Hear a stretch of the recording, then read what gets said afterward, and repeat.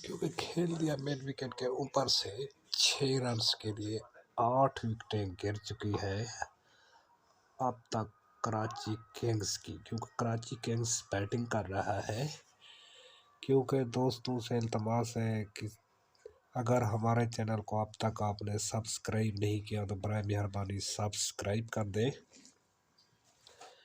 क्योंकि दोस्तों से इल्तमास है कि हमारे चैनल को सब्सक्राइब करेंगे तो हम आपको मज़ीद लाइव प्रोग्राम दिखाते रहेंगे। क्योंकि दोस्तों से इल्तमास है, क्योंकि दोस्तों ये लाइफ है, खेलना चाहते थे और आउट होने का खतरा, और 6 रन्स के लिए बड़ा अच्छा शॉट था, बड़ी अच्छी टाइमिंग थी।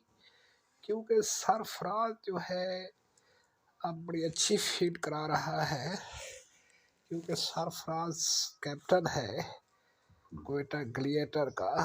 क्योंकि 8 खिलाड़ी आउट हो चुके हैं, अब 17